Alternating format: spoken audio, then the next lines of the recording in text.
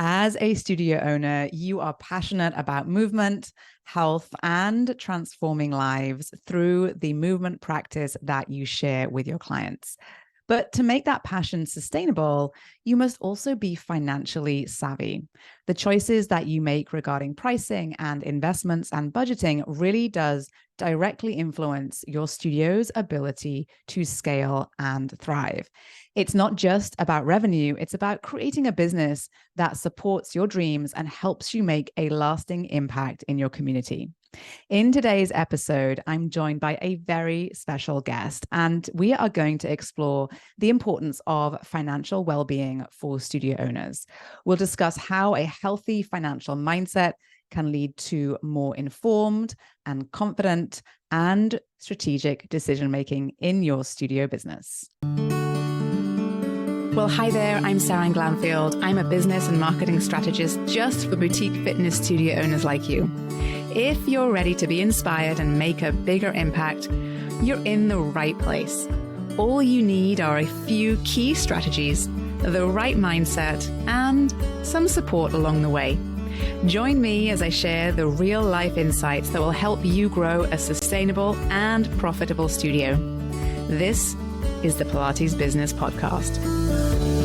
Welcome to another episode of the Pilates Business Podcast, where I'm going to be diving into some strategies around the financial wellness of your studio. Now, financial well-being isn't just about crunching more numbers and balancing budgets. It's also about understanding the financial landscape in your business and the profound impact it can have on your decision-making, both consciously and unconsciously. Yes, your relationship with money and your money mindset plays a crucial role in the journey of your studio's growth. Now, because of how important I think this topic really is, and having worked with hundreds of studio owners around the world, this comes up eventually for everyone. So I invited Nina Israel onto the show. Nina is the money whisperer. She is also the founder of Taryn Financial and has been working with small business owners and entrepreneurs for over 25 years to better manage their cash flow, improve efficiencies, and increase financial wellness. Today, Nina works with boutique fitness studios, and I'm so excited to have her on the show. Welcome, Nina. Hi, thank you so much for having me. I'm so excited to be here.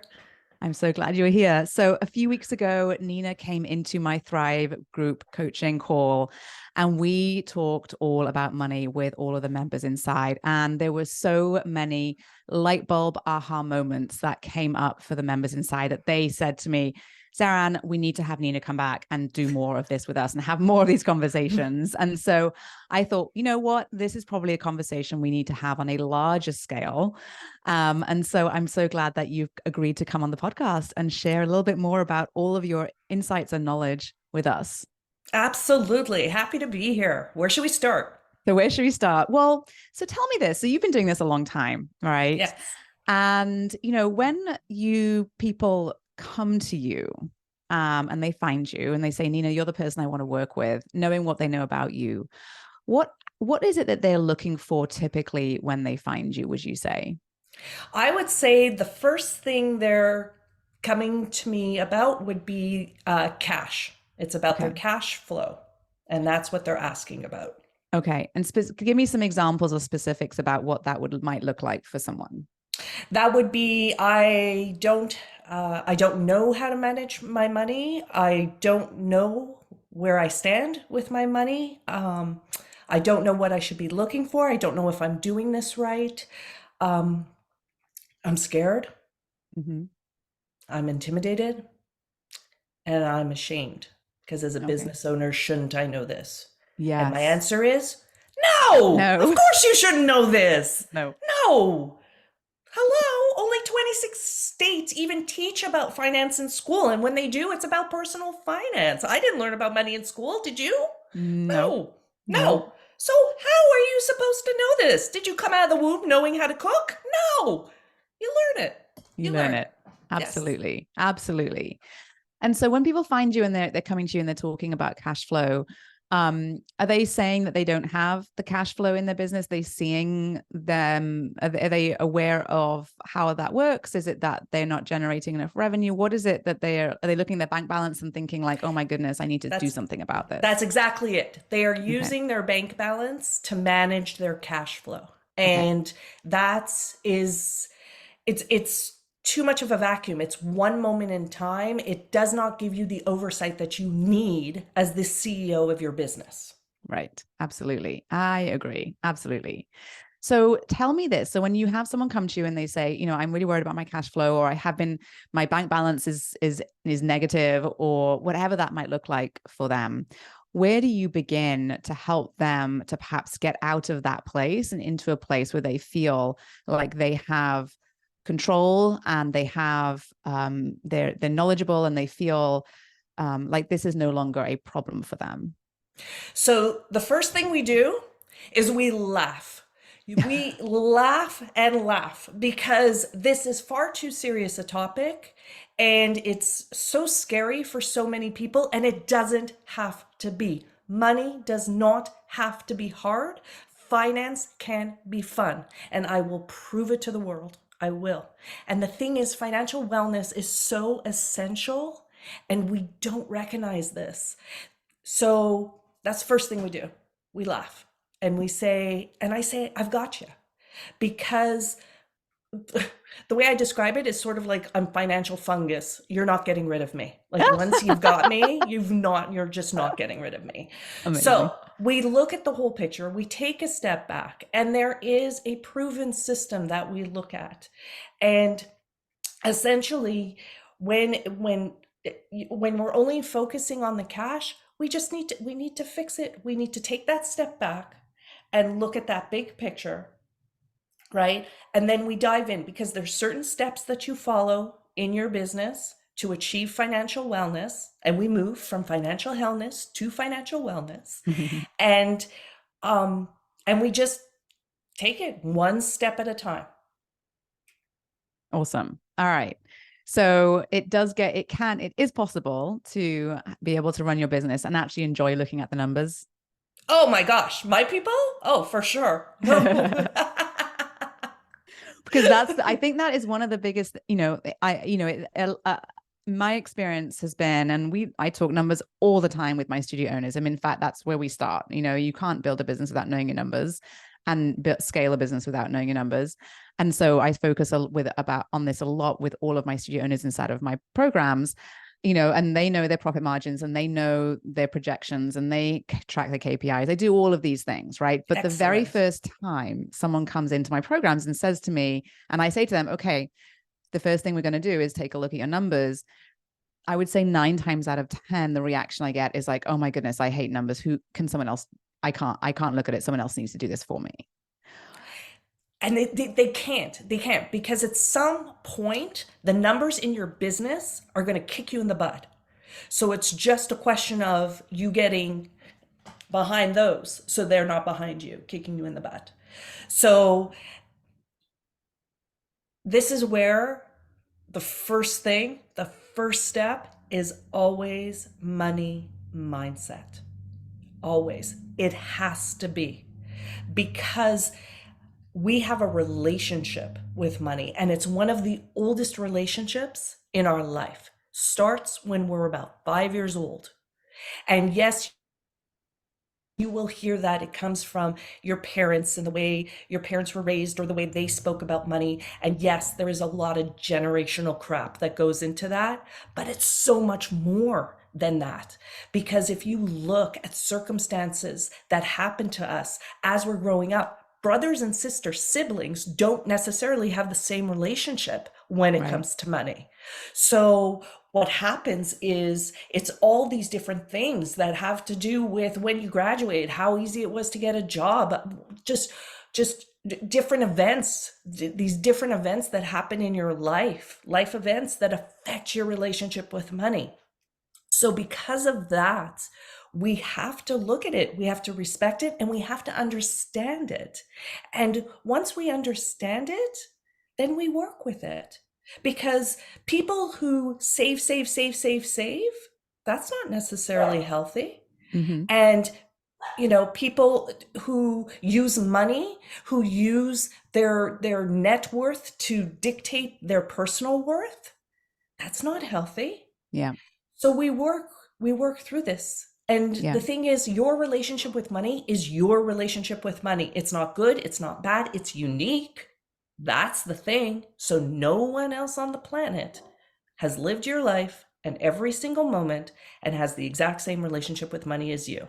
And Yeah. that's why it's so hard, because we don't share this with anyone else on the planet. Hmm. Now you throw in money is one of those taboo subjects to talk about. Are you kidding me? No, we have to be able to talk about it. Hmm. We have to. This is Hmm. money is energy. Hmm. Money is energy. It is a unit of measurement that was established because I wanted to buy a clock, you wanted to sell me a clock, so we had to figure out a way to evaluate what that clock was worth.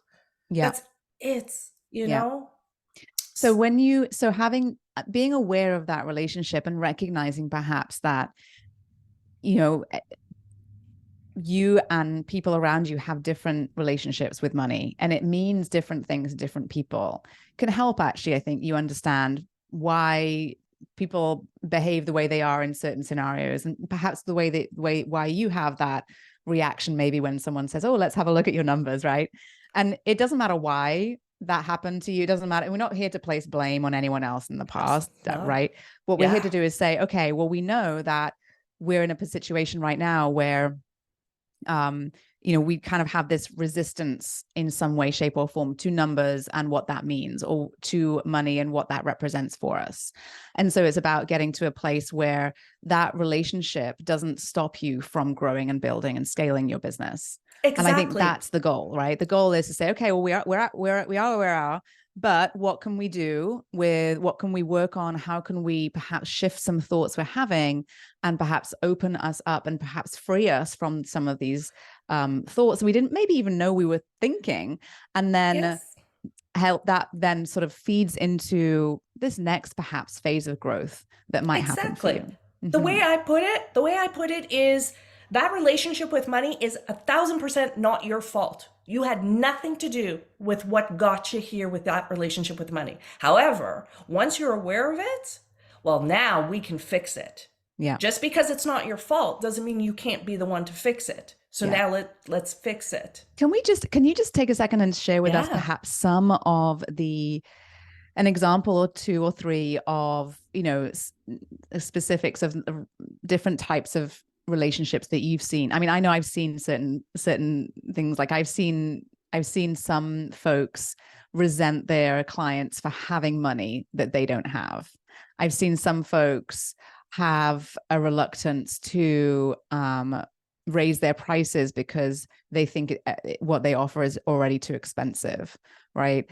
Are these things that you see also, and or what other Yes, examples do you see? absolutely. So, for example, with the person I worked with, someone where she had difficulty raising her prices. She was training other people, sharing her skill set, watching them charge higher prices than she was, and she could not bring herself to raise her prices. And what we found when we dove into it is that as a child, she constantly heard how there was no money, that they couldn't afford this, and that the money wasn't there. So as an adult, she now grew up, and what she heard was, I'm not worth it. There's no money for me. We can't afford it. Anything she wanted as a kid, It's we couldn't scarce. afford Yeah. it. Yeah. It's this scarcity mindset. So Mm-hmm. that translated into her not being able to raise her prices. I've had other studio owners where they have trouble raising their prices, and when we dive into it, they grew up in a house where you could not talk about money. We did not talk about money. Well, how the heck are you supposed to have a pricing conversation if your background, you've never had a conversation about money? So we Right. start talking about money and we start having those conversations. One that I see a lot is, this is the I it's the people who you described, they come to you and they don't even want to look at their numbers. They are the avoiders. They Hmm. are like, I'd rather put my head in the sand than look at my numbers. I'd rather do anything else. And for that group, what we'll do is we create the money ritual. And it is grabbing a beverage of choice and sitting down on a weekly basis, putting the music on and knowing what you are looking for, knowing how to do it. Like that's the thing, knowing what you're looking for, how to do it, how long it takes. And it all of a sudden you have this control and you're empowered by your numbers because your numbers aren't who you are as a person. Right. Like, okay, I have a question for you. How tall are you? I'm 5'4". What does that say about you as a person? Average. Kidding. Absolutely nothing. It doesn't say No, it anything means about your nothing. heart It or means how good nothing. you are. 5'4", that's a metric. That's a KPI. Hmm. Your height is a KPI, right? So once we know that these are just metrics, these are just measurements, it's a ruler. We don't get angry at a ruler. That's it. Then we just enjoy this ritual and we just have we create the money habit. And Yeah. then there's no reason to avoid. Right.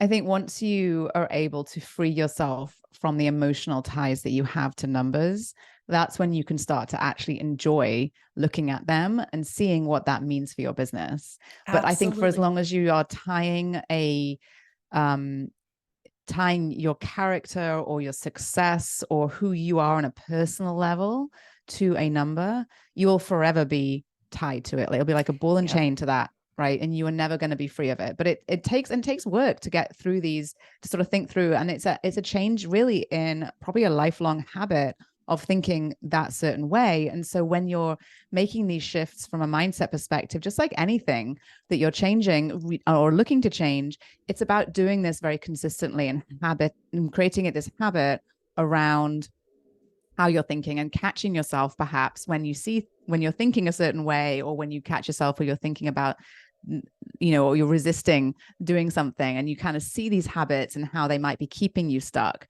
and then making that effort. And it is effort, right? But over time it gets easier and those habits get easier, and you get to a place where you are free of those thoughts that might have been keeping you stuck. And all of a sudden it actually becomes fun, right? It actually becomes enjoyable. And I'll say it really is, it does take a bit of time and it does take effort. But I tell you, when I see, and I'm sure you see too, studio owners go from having this sort of resistance to numbers or resistance to KPIs or resistance to, tracking their data or looking at data.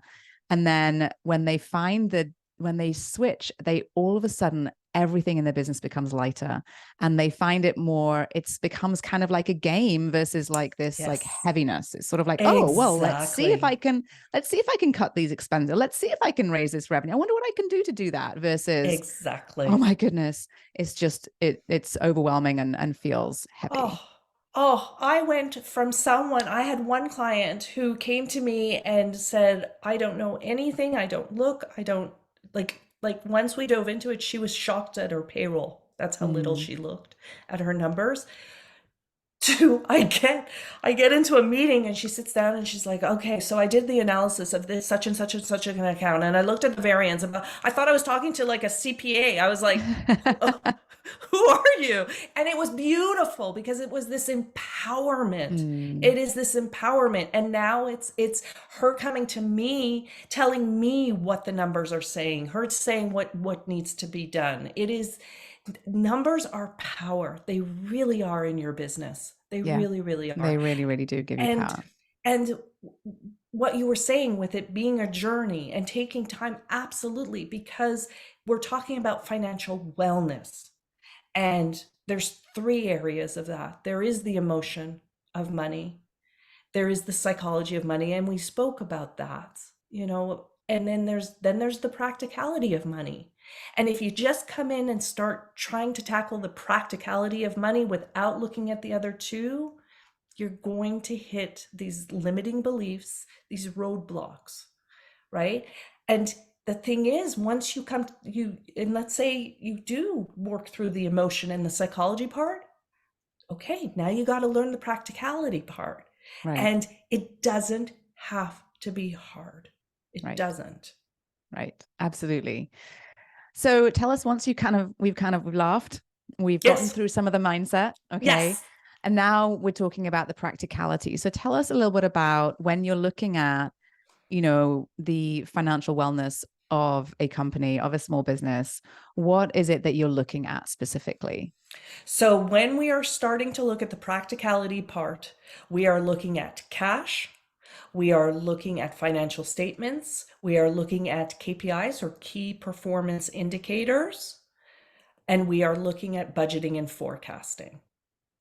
We are looking at those four areas, and we are looking at them in a very specific order, because a lot of times studio owners will come to me and they will say, I need a budget.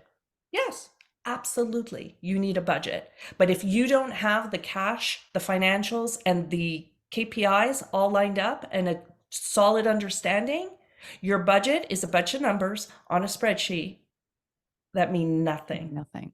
And can get you into trouble if it's not reflective of your business. Absolutely. Yeah. Absolutely. Yeah, we can budget for 100 new clients in January, but if you have 2 clients on December 31st and no plan, that's not a budget. That's a wish. And that's the thing. That is a budget is simply what you hope will happen. A forecast, now that is when you are sitting there saying, this is what I believe will happen based on what I know right now. So a Right. lot of my clients, we are doing forecasts versus Mhm. budgets. Yeah. And, I get a lot of folks coming to me and they say things like, I don't know how much money I should spend on marketing. How much money should I spend on marketing? As a question I get off very often, and I'll tell you often from studio owners that I've never met and don't know their business at all. And they'll come to me and say, oh, what do I, I'll do a Q&A or something like that. Or people will email me and they'll say, what should I spend on marketing? And, I'll say, I don't know. And I don't know because I don't know what your KPIs look like. I don't know what your financial statements look like. I don't know what your cash looks like, right? I don't know Yeah. what your plans are. I don't know what your growth plan is. I don't know what your goals are. I don't know what your vision is. I don't know what your resources are, right? And so sometimes we think about these things, I think, as like they are in a vacuum, and they're really not in a vacuum at all. Yeah. All of this is kind of part of that business success ecosystem. Exactly. And you can't pull one thing out and be like, oh, how much did I spend on my marketing, without being aware of your KPIs or being aware of, what that spend might get you and return to you. What does the return on your investment look like? There's a lot of things that go into that answer that I think I wish there was like one simple quick fix, right? Like one quick formula or one quick number that could be like, oh yeah, this is how much you just spend on your marketing. But it's not that simple, right? It isn't, because you bring up a good point. Is the first step is clarity. And clarity is number one. Clarity is your goal. Because I will have studio owners come to me and they'll be like, well, should I spend money on this? I don't know. And that's the thing. It's like, if I had $1 for every time I have to say the word depends, Right. Yeah. I would never have to work again, because that's the whole thing. It depends, Mm-hmm. right? Because someone who is trying to sell their studio in a year versus someone who is trying to maximize profitability, Mm-hmm. very different goals. Someone who is trying to save money on taxes, decrease their tax liability, very different goals. So we need clarity. Yes, absolutely. Because the goal is going to dictate the rest Yeah. of the path. Yeah. Absolutely. Absolutely. So tell us a little about what you are seeing right now in the studio owners, with the studios that you're working with. And, we're obviously, I think it's safe to say that we've firmly put, obviously, the pandemic behind us. I know I'm seeing a lot of studios really being able to grow and scale quite significantly. And I'm seeing a lot of folks expanding and adding locations. Are you seeing something similar? If yes, what does that look like, and what does that mean for the clients that you're working with? And if not, if you're, what are you seeing amongst other folks who perhaps aren't getting the or reaching the potential of their business? I am with you in seeing a lot of people getting back up, if not exceeding Mm-hmm. 2019 numbers, which has been really, really, really nice. Um, a lot of times, the studio owners that I am seeing are more stressed and scared and not necessarily expanding. Um, the ones I do see a couple of them coming with expansions because they'll come to me to say, how do I know if I can afford it? Mm. Which, yay, thank you for doing that, versus the ones who show up and say, I just opened my second location and I'm struggling. Right. It's being very proactive. Um, what I see with a lot of studio owners, and I don't know if it's because I am so money focused, is I am seeing studio owners come where they might have numbers, but they don't know what to do with them. Right. So they don't know. Um, they don't know. They think that they're where they were. They Right. think they're doing better, but they don't know. Right. Yeah. Yeah. Yeah. But definitely, as the industry as a whole, I am definitely seeing a lot of. Unfortunately, we lost some studios, so I see some of the studios picking up some of those. Mm-hmm. Mm-hmm. Um, but it's nice because the studios that do not enjoy doing online classes are now Oh getting yeah. rid of Oh that yes. and Yes. going full in person, Yes. which has been lovely. Yeah, absolutely. Absolutely. Well, this was a really wonderful conversation, Nina, and so eye-opening to hear the context behind what you look for when you are working with your studio owners and with your businesses that you work with. And I think, like you said, working through that money mindset part of it, and then going into the financial statements, the budgeting, the forecasting, and the cash flow and the KPIs. That all comes actually kind of often second to working on the way that you think about numbers and money. And it's quite hard to we often want to go to the end of the path first, Yes. and get that budget number, what have you. But there's a kind of a process that kind of precedes that will really just help you to grow long term, right? Yes. And to give you Yes. the skills and the tools that you need to be able to go out and not just perhaps grow your business this year, but perhaps grow your business every year going forward, right? Yes. Um, Absolutely. so thank you so much. I really appreciate you Thank coming on and you. sharing all that with us. Absolutely. Thank you. Do you want to share a little bit about where people can find you and learn more from you and about what you do? Yes, absolutely. You can always go to my website, and it is Taryn, Taryn financial.com. I will save the story of why it is called that if my name is Nina for another time. Um, You can reach out to me, Nina at TarynFinancial.com. I'm on Instagram at Nina Moneygal. I'm on LinkedIn. I'm actually the original Nina Israel on LinkedIn. Woo! Woohoo. Um, and yeah, but be careful. Remember, I'm financial fungus. So once you find me, I don't go away. Amazing. Thank you so much, Nina. I really Thank appreciate it. Again, you. I really appreciate Oh, you I coming do on. too. Thank you. This was so much fun. And I So much love what fun. you are doing for the industry. And I love your community. You have just done a Oh, beautiful job with thank Thrive. you. Thank you. Yes, I love everyone inside. They're a great group. Great group. Yes. Appreciate it. So thank you guys for listening in. I hope this is helpful to you as you go about building your boutique fitness business. And if you want to learn more from Nina, I will add to all of her details into the show notes. Don't forget, our goal here at Spring 3 is to help you build a successful, well-rounded, and sustainable studio business. And that really does include understanding and mastering your financials and your money mindset also. If you loved what you heard today, please go to wherever you listen to this and rate and review this podcast. It would mean so much to me and help to share what we talked about today with other folks in the industry, with your colleagues and with your peers, so that they too can feel just as encouraged and supported in their journey as you do.